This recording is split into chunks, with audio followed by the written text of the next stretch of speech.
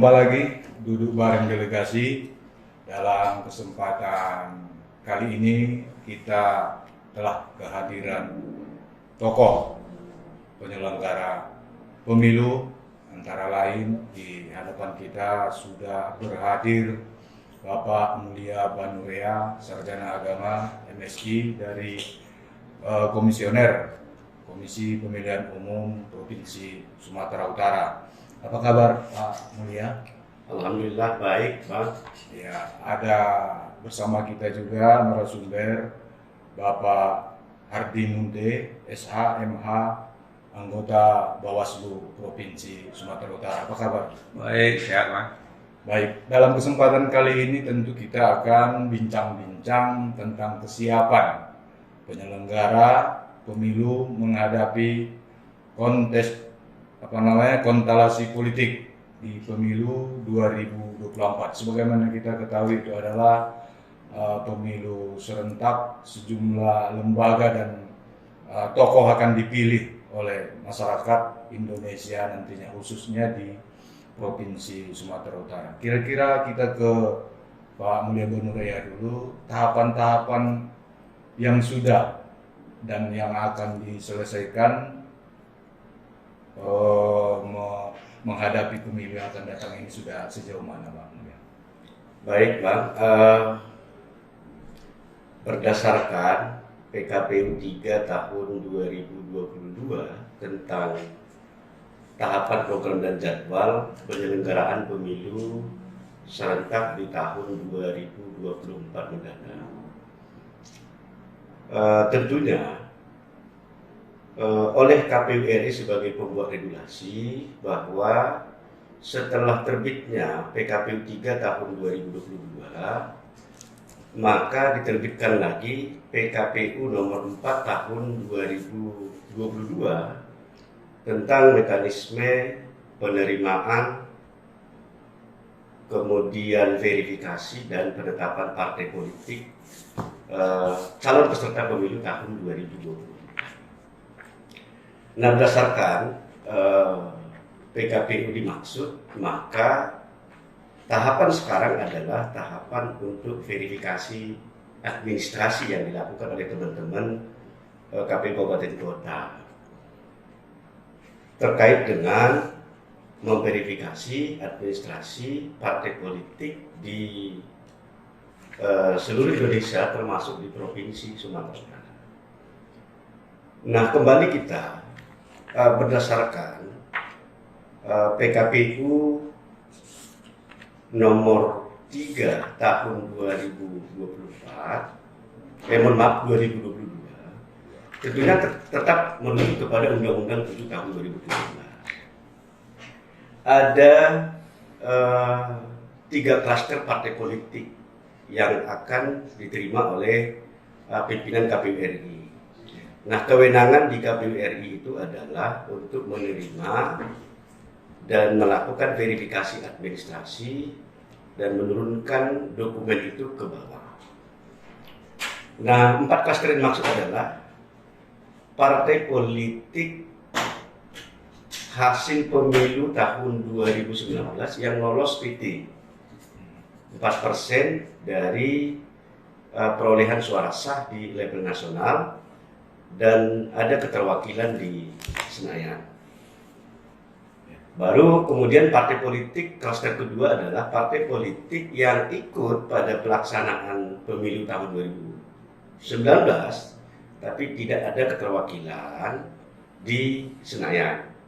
Kemudian klaster yang ketiga adalah partai politik yang ikut pada pelaksanaan pemilu tahun 2019 akan tetapi tidak ada keterwakilan di Senayan, akan tetapi memiliki keterwakilan di DPRD Provinsi dan DPRD Kabupaten Kota. Baru kemudian yang keempat adalah partai politik yang baru saja dan tidak ikut pada pemilu tahun 2019 yang lalu. Nah, tahapan sekarang adalah berdasarkan PKPU itu bahwa dari tanggal 1 sampai dengan tanggal 14 Agustus yang lalu, KPU RI menerima dokumen pendaftaran partai politik di level nasional.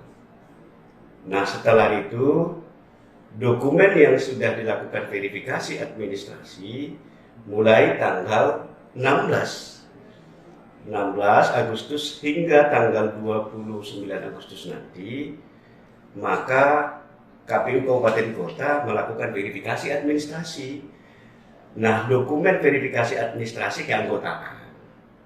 Setelah verifikasi administrasi ini, tentunya seluruh dokumen itu keanggotaan itu dilakukan rekapitulasi hingga nanti rekapitulasi di level provinsi dan sampai disampaikan itu rekapitulasinya di level nasional.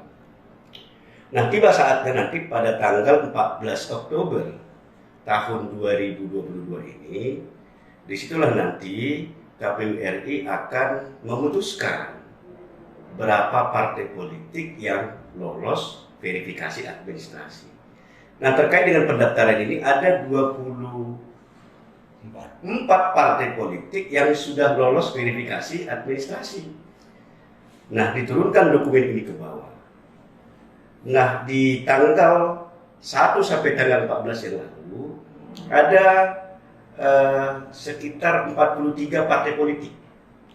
43 partai politik yang sudah menerima akun SIPOL, Sistem Informasi Partai Politik, baru kemudian mendaftar ke KPU RI, baru dilakukan oleh KPU RI verifikasi administrasi, Vermin, kemudian ada lolos 24 partai politik yang lolos di level nasional, kemudian 16 ini kemarin mendaftar juga, memasukkan dokumen, bahkan diterima dokumennya secara hard copy, tidak mengupload ke SIPOL. Akan tetapi diterima itu kemudian oleh pimpinan KPU RI menyuruh kepada pimpinan partai politik di level nasional menginput ke SIPOL. Dan sampai tiba saatnya tidak lolos verifikasi administrasi sehingga ditolak ini dokumen, maka 24 partai politik yang sedang diverifikasi administrasi oleh teman-teman KPU Kabupaten Kota. Itulah tahapan yang sedang berlangsung yang dilakukan oleh teman-teman KPU Kabupaten Kota. Nah, kewenangan dari KPU Provinsi bagaimana mengendalikan ini supaya verifikasi administrasi ini berjalan dengan baik. Begitu, Pak. Itu final. Yang 16 itu sudah ditolak, masih ada rentan waktu untuk mereka berjuang meloloskan verifikasi administrasinya tuh. Sampai saat ini karena memang putusan dari KPU RI tidak menerima dokumen 16 partai politik dan sudah menolak. Nah, menjadi objek sengketa nanti setelah tanggal 14 Desember karena disitulah ada keputusan partai politik peserta pemilu tahun 2024 dan SK keputusan inilah menjadi objek yang akan disengketakan oleh partai politik yang tidak lolos diterima oleh KPU RI. Gitu. Baik, kita mungkin masih tetap bersama Pak Mulia Banurea terkait verifikasi ini. Kira-kira kalau sudah lolos di tingkat nasional, di tingkat provinsi otomatis lolos atau bagaimana? Ya, ada persyaratan ya. Sekarang ini kan begini. Syarat menjadi partai politik peserta pemilu itu adalah harus memenuhi syarat 100% di level provinsi. Lengkap dengan dokumen keanggotaan, kemudian lengkap dengan kepengurusan. Baru kemudian 75% di level kabupaten kota dan 50% di level kecamatan. Inilah akumulasi inilah menjadi syarat untuk menentukan apakah memenuhi syarat menjadi partai politik peserta pemilu atau tidak. Kira-kira begitu dia. Ada kewenangan di tingkat provinsi itu. Untuk saat ini ada bedanya memang ya. Pada pelaksanaan pemilu tahun 2019 yang lalu, KPU Provinsi, KPU Kabupaten Kota menerima dokumen terkait dengan keanggotaan partai politik, kemudian kepengurusan partai politik, ada dokumen. Tapi sekarang tersentralistik langsung ke KPU RI secara nasional. Partai politik di level nasional melakukan pendaftaran ke KPU RI. Baru kemudian nanti dokumen inilah diturunkan ke KPU Kabupaten Kota. Baru kemudian kewenangan dari KPU Provinsi itu adalah untuk melakukan verifikasi faktual. Verifikasi faktual, kami nanti akan mengunjungi partai politik calon peserta pemilu yang diverifikasi faktual itu adalah terkait dengan kepengurusan, keanggotaan, kemudian keterwakilan perempuan, dan juga alamat kantor partai politik dimaksud. Nah, ini nanti direkap, disampaikan ke pimpinan KPU RI, baru kewenangan KPU RI lah yang untuk menetapkan apakah memenuhi syarat atau tidak memenuhi syarat menjadi peserta pemilu di tahun 2024. Baik, kita ke Pak Ardi Munte dulu. Kira-kira di tahapan verifikasi ini peran Bawaslu sejauh mana, Pak? Ya, terima kasih. Selamat sore semuanya. Kalau Bawaslu itu mengawasi seluruh tahapan. Ya kan? Jadi tahapan yang dilakukan oleh KPU seperti disampaikan oleh Pak Mulia tadi, jadi seluruh tahapan itu diawasi oleh Bawaslu.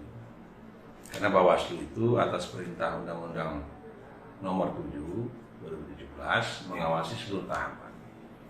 Per hari ini tahapan yang dijelaskan tadi adalah tahapan verifikasi. Ya kan? Verifikasi itu ada dua, verifikasi administrasi dan juga verifikasi faktual. Faktual ke lapangan. Kalau administrasi by dokumen berkas.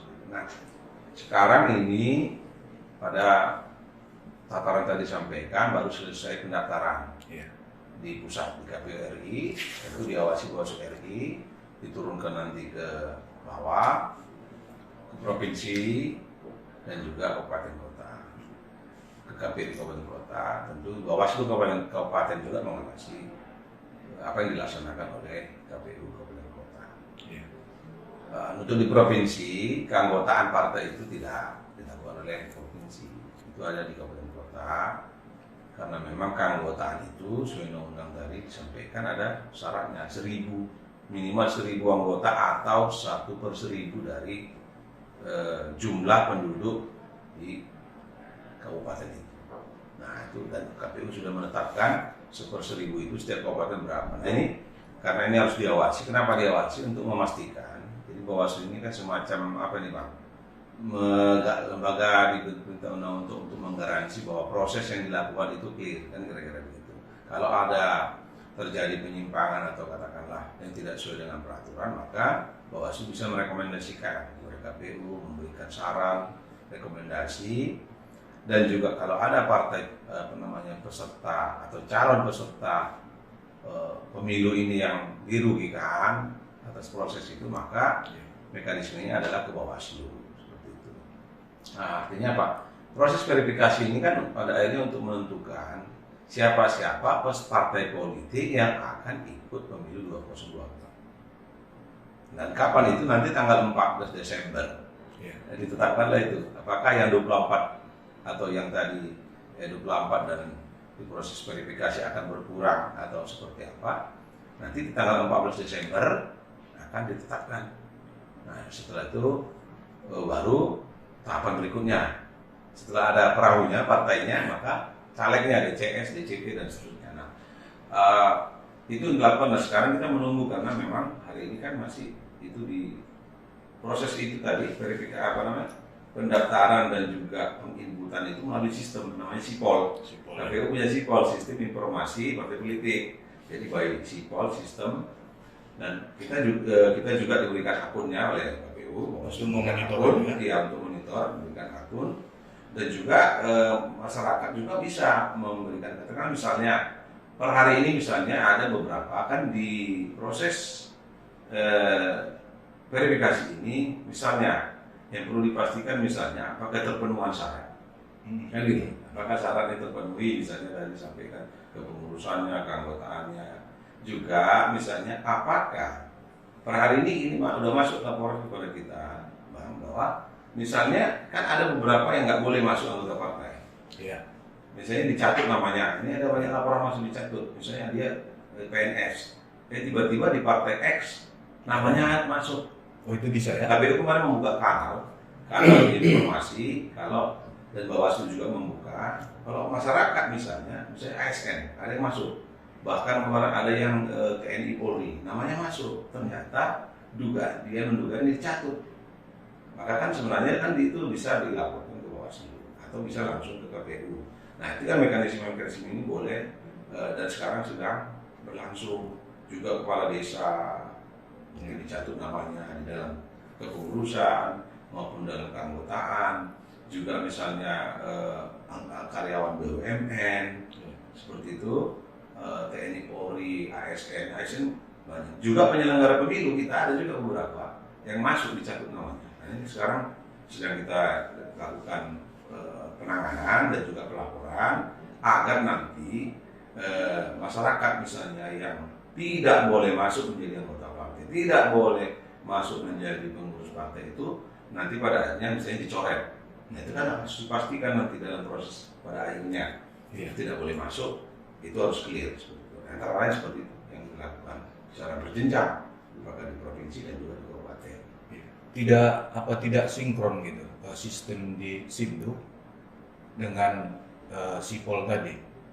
Arti kata misalnya pencantuman nomor induk kependudukan otomatis akan terdata sebagai PNS atau TNI atau Polri dan lain-lain. Oh begini Pak, jadi kan itu kan pendaftaran itu kan KPU sebenarnya pasif ya.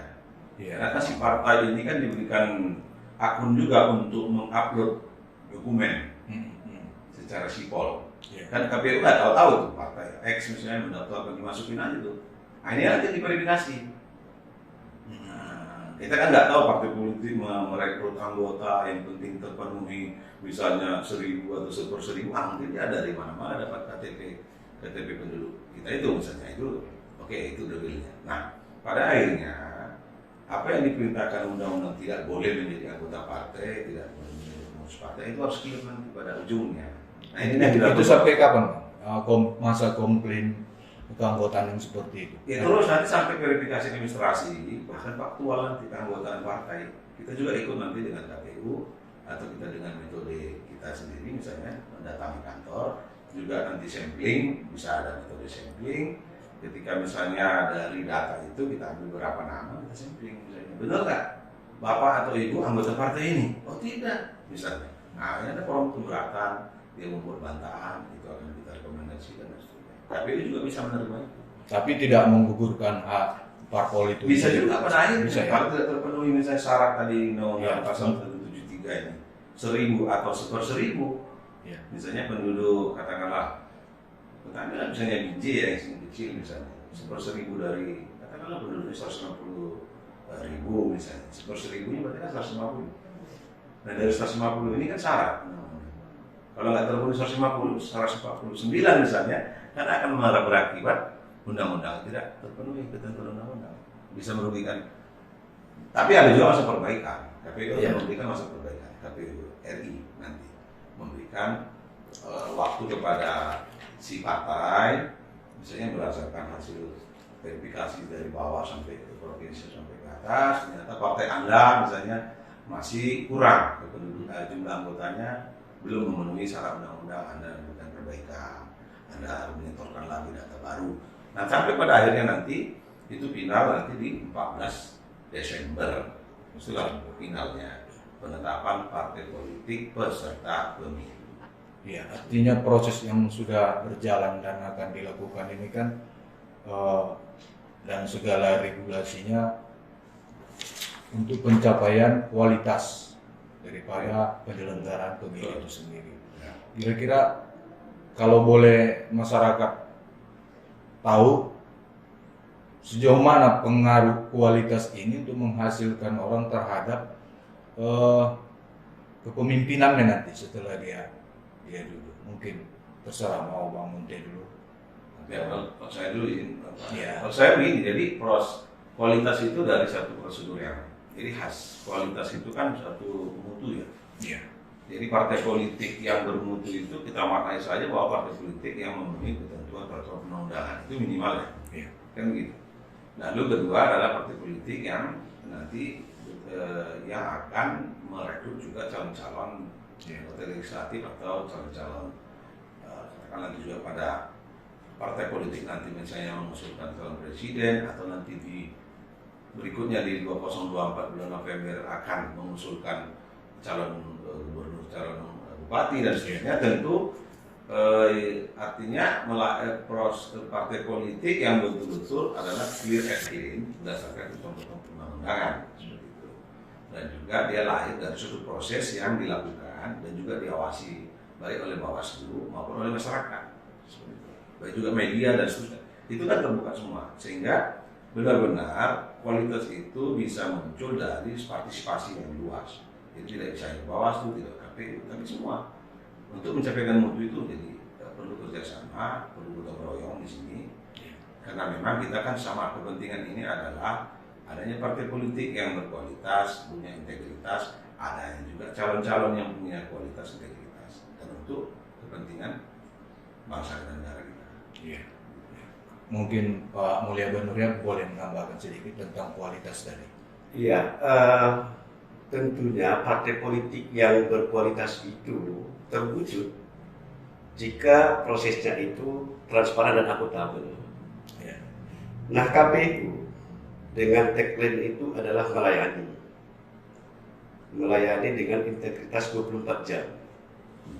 Ya. Makanya masuknya surat dari media delegasi ini, ya KPU itu 24 jam ada di kantor. Nah, proses ini dilakukan dengan prinsip sebagai penyelenggara pemilu. Salah satunya adalah proses ini dilakukan berkeadilan. Jadi fungsi berkeadilan ini adalah KPU RI sebelum penerimaan partai politik calon peserta pemilu tahun 2020, KPU RI mengumumkan ke media bahwa tahapan pendaftaran partai politik itu mulai dari tanggal 1 sampai dengan tanggal 14 Agustus. Ya. Bagi partai politik yang berkeinginan untuk menjadi peserta pemilu tahun 2024, KPU melakukan sosialisasi terkait dengan bagaimana mekanisme pendaftaran, mekanisme verifikasi dan penetapan partai politik. Diumumkan ini. Nah, ada 43 partai politik yang menerima akun sipol oleh KPU RI, memberikan sosialisasi, memberikan asistensi.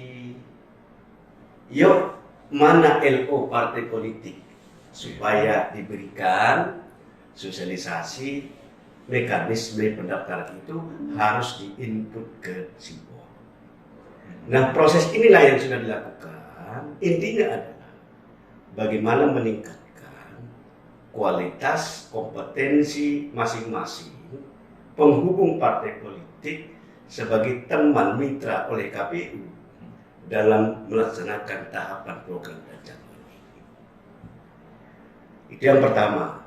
Selanjutnya, di level KPU provinsi, kami juga dari KPU provinsi memberikan pelayanan dengan membuat helpdesk. Mana tahu ada partai politik di level provinsi yang kurang memahami terkait dengan penginputan data keanggotaan, kepengurusan, kemudian domisili kantor, regulasi yang ada, SK yang di Kementerian Hukum dan HAM. KPU tetap melayani itu. Nah, sehingga pada saatnya nanti sosialisasi sudah dilakukan, mekanismenya harus diinput ke sipol, prosesnya dibuat sesuai dengan aturan yang ada, baru nanti tiba saatnya untuk menetapkan partai politik calon peserta pemilu tahun 2024. Kira-kira begitu. Iya. Berarti kalau tahapan untuk mendorong tingkat partisipasi pemilu nanti setelah ini, setelah proses verifikasi ini dulu, atau sudah dimulai dari sekarang Ya, untuk ya, mendorong ya. tingkat Jadi sebenarnya sudah jadi otomatis ya Bang. Jadi ini perlu kita pahami bahwa setiap tahapannya harus membutuhkan partisipasi. Bahwa partisipasi tidak hanya hadir nanti di TPS. Itu kan yang selama ini kan kurang dipahami. Berpartisipasi juga misalnya memastikan tadi kualitas itu. Memastikan kualitas itu kan kalau misalnya kita bisa melihat, menilai bahwa proses yang dilalui ini adalah clear secara aturan. Itu dulu. Iya. Jadi kalau terjadi penyimpangan di sana sini, tentu modulnya kan tidak terjamin. Maka dibutuhkan partisipasi. Partisipasi dimaksud termasuk melaporkan, misalnya ada melaporkan informasi, memberikan informasi secara aktif Iya. seluruh masyarakat, termasuk media juga Bang. Iya. Media, LSM, semua komponen, termasuk KPU dan Bawaslu misalnya. Nah, dalam tahapan ini kita konsep misalnya profesi-profesi yang dilarang masuk menjadi anggota partai politik. Itu salah satu dulu. Itu membutuhkan partisipasi. Misalnya, kita kan memang sipol ada. Iya. Tentu kan punya keterbatasan juga men-tracking. Katakan misalnya seorang TNI Polri, kemarin dia misalnya TNI, rupanya udah pensiun. Tentu kan dia menjadi sipil. Padahal di KTP-nya masih tertulis pekerjaannya adalah TNI misalnya, karena belum dirubah. Iya. Nah ini kan perlu faktual nanti ke lapangan, nanti perlu informasi yang benar, ya, seperti itu. Juga nanti misalnya ada beberapa profesi ini, misalnya ASN, saya ulang tadi, Polri, gitu ya, TNI, kepala desa berdasarkan Undang-Undang Nomor 6 2014 itu dilarang menjadi pengurus partai.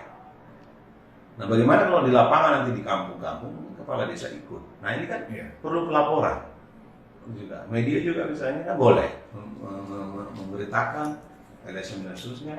Ada juga misalnya nanti perangkat desa itu Undang-Undang 6 2004. Ada juga BPD itu nggak boleh, Undang-Undang 24 tidak boleh menjadi anggota partai politik. Nanti kalau KPU melakukan verifikasi dan ditemukan nama Bapak X, rupanya dia anggota BPD, rupanya menjadi anggota partai di DPC. Nah, ini kan nggak boleh. Seperti itu harus membutuhkan partisipasi. Ya, berarti peran pengawasan ini bukan hanya di Bawaslu tapi seluruh masyarakat. Ya, seluruh Ya. stakeholder yang karena ini pemilu ini untuk kita juga kan. Ya. Ya mungkin tantangan cukup berat untuk pemilu yang berkeadilan itu bagaimana Pak Mulya? Iya. Ini salah satu tantangan sebenarnya dalam proses elektoral partisipasi dalam pelaksanaan pemilu itu. Nah, misalkan tantangannya adalah bagi kami untuk melakukan verifikasi administrasi. Nah, yang di situ kan yang diverifikasi terkait dengan keanggotaan yang saat ini, keanggotaan partai politik. Bahwa syarat menjadi anggota partai politik itu tadi yang disampaikan oleh teman-teman dari Bawaslu, tidak boleh menjadi kepala desa misalkan. Tapi dilakukan verifikasi administrasi itu adalah KTP. Ya. Pekerjaan itu kan nggak ada kepala desa dibuat. Misalkan sebagai penyelenggara pemilu, misalkan yang disebut oleh Bang Herdi Mutia tadi, nggak ada di KTP itu sebagai penyelenggara pemilu. Nah, bagaimana kalau seandainya partai politik mencatut nama-nama anggota kepala desa, kemudian DPD, Badan Perwakilan Desa, kemudian penyelenggara pemilu, yang administrasinya tidak tercantum di dalam KTP elektroniknya. Itu merupakan tantangan. Sehingga kami berharap kepada masyarakat, kalau menemukan misalkan, ini kan proses administrasi ini, menemukan adanya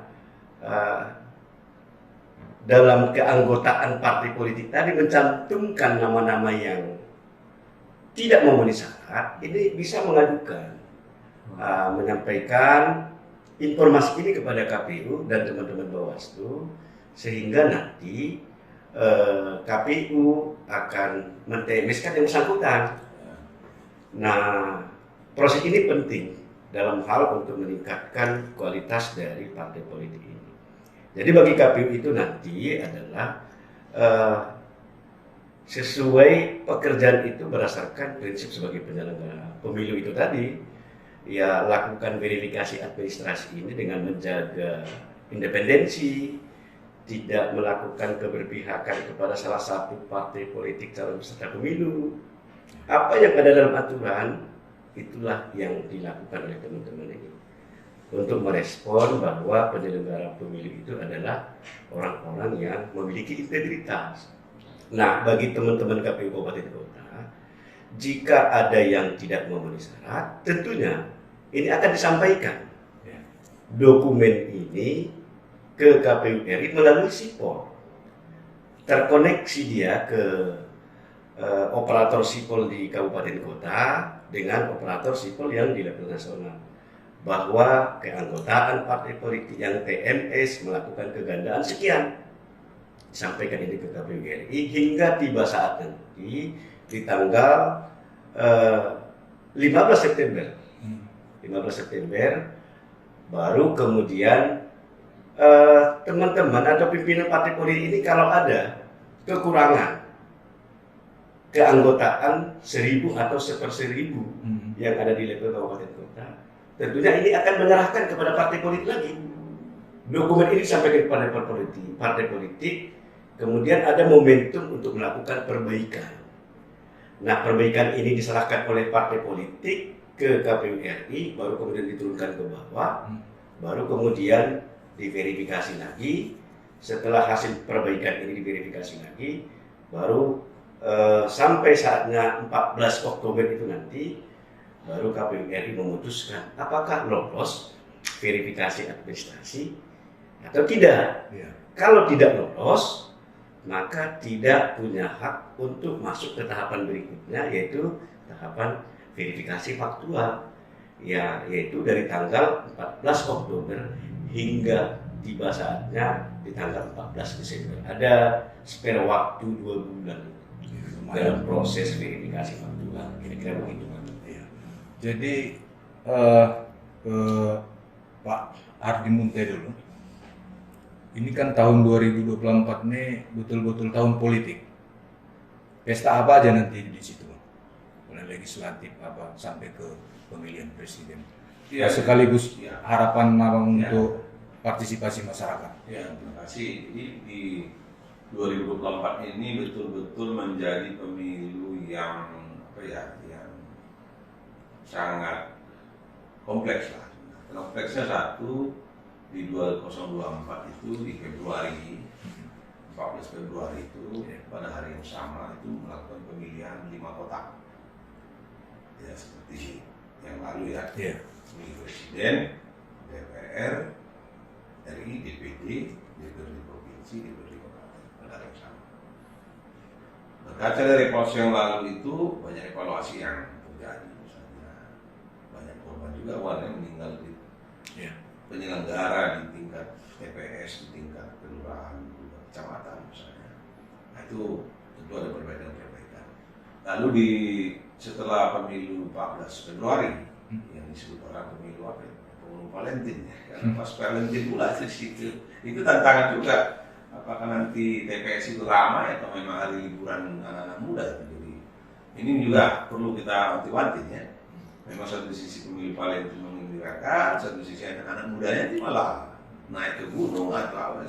Pemilih pemula ya? Iya. Lalu di November 2024 itu adalah pemilu kada serentak, memilih gubernur, bupati, wali kota. Jadi praktis di tahun 2024 itu tahun betul-betul tahun pemilu. Dan ini sejarah pertama tata negara kita pemilu di tahunnya sama. Ini tentu membutuhkan energi, membutuhkan konsentrasi, fokus kita semua, sehingga harapannya adalah tadi kembali bagaimana pemilu yang tadi konstitusi kita mengatakan bahwa pemilu yang jujur, luber, jurdil, tidak hanya luber langsung membebas rahasia, tapi kejujuran dan keadilannya. Karena gini Bang, pas pemilu ini tingkat kejujuran masyarakat kita rendah semua. Tiba-tiba hilang. Tiba-tiba hilang. Dan itu udah biasa. Tiba-tiba orang-orang baik kan banyak. Pas pemilu kan orang baik banyak. Terus kejujuran kita kan rendah semua, misalnya yang namanya tokoh segala tokoh ya, pada kenyataannya kan rendah semua diterima. Tapi ini kan tantangan juga. Tantangan lain adalah sama. Kita semalam mengikuti pidato presiden. Saya kira itu kontekstual Indonesia, politik sara, politik adu domba, hoax, dan money politik ini tetap menjadi tantangan besar kita bersama. Namun demikian, topik yang hari ini Bang kayaknya nggak menarik, karena memang sepertinya kan bukan hanya penyelenggara pemilu yang paham, sebenarnya enggak. Ini akan melahirkan partai politik yang akan ikut di Februari. Bagaimana partai politik yang lahir dari proses yang tidak memenuhi ketentuan undang-undang, misalnya? Bagaimana partai politik yang lahir dari proses yang katakanlah ya curang misalnya? Iya. Tentu ini kan akar dari awal dari ujungnya nanti di pemilu Februari 2014. Nah, ini menurut kami melihat bahwa ini penting, partai politik yang akan lahir ini betul-betul partai politik yang lahir dari proses yang clear and clean. Maksud clear and clean itu sesuai ketentuan peraturan perundang-undangan, integritasnya. Dan partai politik itu betul-betul tidak hanya menjadi kendaraan saja. Iya. Tapi saya garis bawahi, kita juga tidak alergi dengan banyaknya partai, tidak. Tapi yang penting adalah bagaimana partai politik yang clear and clean, termasuk di Sumatera Utara ini. Nah, bagaimana itu ya kita lihat, maka kerjasama gotong royong kita semua pihak, karena memang tahapan ini nggak terasa, ya kan? Setelah ini tahun 2023 udah ramai, udah caleg itu, masa pencalekan deh, pendaftaran caleg udah ramai, masuk nanti di akhir 2023, katakanlah di bulan September itu sudah mulai kampanye. Nah ini maka dibutuhkan kerjasama gotong royong, dibutuhkan misalnya bagaimana kita bisa saling bahu-membahu. Yang penting adalah bagaimana juga kita tidak saling iya, bagaimana pemilu yang tidak memilukan. Jadi pemilu itu jangan membuat pilu gitu. Ya, pemilu jangan memilukan. Kalau bisa pemilu yang membahagiakan. Karena ini pesta, tapi bukan berarti urak-urakan segala cara ditempuh. Itu harapan kita. Terima kasih. Kalau validasi daftar pemilih DPT bagaimana, Pak Mulya? Iya, tahapan kita kan sekarang di KPU Kabupaten Kota dalam proses verifikasi administrasi keanggotaan. Ini nanti berproses hingga penetapan partai politik peserta pemilu, yaitu tanggal 14 Desember 2022. Baru setelah itu 2 hari kemudian, disitulah pencabutan nomor urut partai politik. Nah, setelah diumumkan partai politik peserta pemilu tahun 2024, 2 hari kemudian pencabutan pengundian nomor urut partai politik peserta pemilu tahun 2024. Nah, setelah itu baru proses pencalekan. Proses pencalekan ini bagi partai politik ya nanti akan mendaftarkan keanggotaannya calon caleg-calegnya itu ke KPU secara berjenjang. Baru kemudian tahapannya juga diverifikasi administrasi oleh kami sebagai penyelenggara. Kalau di level KPU provinsi, kewenangan kami adalah untuk memvalidasi, untuk memverifikasi terkait dengan calon legislatif untuk DPRD provinsi dan juga calon DPD RI dari daerah pemilihan provinsi Sumatera Utara.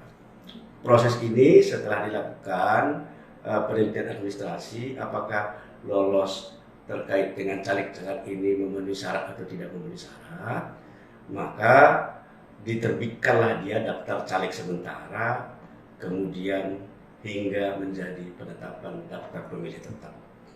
Baru kemudian proses ini berjalan kira-kira. Jadi untuk penetapan daftar pemilih tetap itu ada anekdot hanya mengcopy paste dari daftar pemilu yang lalu-lalu, sehingga sering terjadi kesimpang siuran di lapangan. Kan itu ada yang sudah meninggal, mungkin masih tertera namanya di DPT. Ini bagaimana mensiasatinya? Iya, berarti kalau proses itu beda dia. Ada DCT, ada DPT. Daftar calon tetap inilah calon legislatif yang akan dicalonkan oleh peserta pemilu, yaitu partai politik.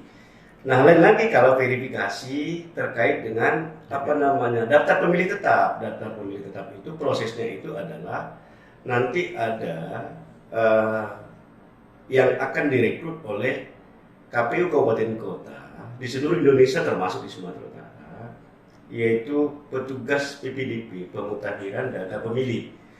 Jadi kewenangan dari teman-teman PPDP inilah akan melakukan coklit. Coklit itu adalah pencocokan dan penelitian dari dokumen DPA 4 yang diserahkan oleh Dukcapil kepada KPU, itu diturunkan ke PPDP. PPDP ini akan turun door to door untuk memastikan apakah bisa diakomodir menjadi daftar pemilih sementara. Nah, proses ini juga panjang, daftar pemilih sementara, kemudian ditetapkan itu rekapitulasi secara berjenjang, dilakukan secara terbuka, baru kemudian diumumkan kepada masyarakat di tempat-tempat yang bisa diakses oleh publik. Baru kemudian setelah diturunkan, diumumkan, ada kewenangan dari masyarakat. Dilihat itu tahapannya. Kalau sudah diumumkan misalkan DPS, daftar pemilih sementara, ya masyarakat bisa mengakses itu, melihat di tempat-tempat yang bisa diakses oleh publik, apakah sudah terakomodir dalam DPS atau belum. Kalau belum, bisa datang ke kantor kelurahan, kantor PPS, agar yang bersangkutan dimasukkan kepada daftar pemilih sementara. Setelah itu nanti kalau ada pengaduan masyarakat, oh saya ini belum terdaftar dalam DPS, ada mekanisme juga, diumumkan dia daftar pemilih sementara hasil perbaikan DPS HP, baru hingga penetapan DPT. Yang penting bagi kami sebagai penyelenggara itu adalah proses ini berjalan dengan transparan dan akuntabel, sehingga keinginan kami adalah bagaimana masyarakat pemilih dimanapun berada bisa terdaftar dalam DPT. Kira-kira begitu dia, Pak. Begitu beratnya pekerjaan penyelenggara ini untuk menghargai hak demokrasi masyarakat itu ya. Iya. Satu lagi nih Bang Ardi, Ya. yang paling repot itu menerima pengaduan atau komplain dalam hal pengawasan pemilu ini di tahapan yang mana ya? Iya, kalau yang ramai itu di tahun kampanye. Saat kampanye ya? Pada saat pemungutan menjelang masa tenang, karena itu bakal nanti laporan money politik. Dan karena memang di situ menjelang masa tenang itu kan biasa istilah serangan, sebenarnya nggak serangan pacar lagi sekarang, udah terang-terangan aja itu kadang. Gerakan-gerakan Ya, khusus lah. itu banyak laporan di masa kampanye, di masa tenang juga nanti menjelang pada pemungutan suara dan juga penghitungan hasil, itu beban laporan itu tinggi. Nah, kalau sekarang itu ya katakanlah sedang lah, karena memang apalagi yang tahapan verifikasi ini, karena memang ini makanya media delegasi membuka ini, terima kasih Bawaslu, berterima kasih, dan KPU tentu, karena ini menjadi satu sarana untuk katakanlah mengedukasi publik bahwa kalau tidak kita mau katakan hari ini ada tahapan verifikasi partai loh. Ya. Ada 24 partai yang sekarang sudah diterima pendaftarannya. Ada partai politik sekarang yang akan mengikuti verifikasi oleh KPU Sumut, oleh KPU Kabupaten, dan juga Bawaslu mengawasi. Ayo mari kita ikut juga memastikan partai-partai ini clear secara aturan dan memenuhi peraturan. Nah ini juga ke depan penting juga. Sehingga itu tadi saya masuk Bang Gotong Royong, tidak bisa hanya KPU, tidak bisa hanya Bawaslu, karena tentu kita juga punya keterbatasan, ya, termasuk juga melakukan sosialisasi. Kita juga ada secara formal ada, tapi kan secara partisipasi publik ini kan sangat sangat dahsyat kalau ini kita lakukan bersama untuk memastikan tadi pemilu yang luber, jujur dan adil. Ya, baik pemirsa, kayaknya kita sudah di penghujung diskusi kita pada kesempatan ini. Pada prinsipnya penyelenggara pemilu berperan untuk meningkatkan kualitas. Tentunya kualitas dari penyelenggaraan pemilu ini sangat menentukan terhadap kualitas parpol, kualitas orang yang akan didudukkan menjadi pemimpin kita di negeri ini. Kita tertarik untuk melanjutkan diskusi ini pada kesempatan yang akan datang, mungkin setelah KPU mengumumkan nama-nama parpol yang lolos menjadi peserta pemilu tahun 2024. Akhir kata, jika ada salah-salah kami mohon maaf. Media delegasi, cerdas, elegan, aspiratif. Assalamualaikum, Horas.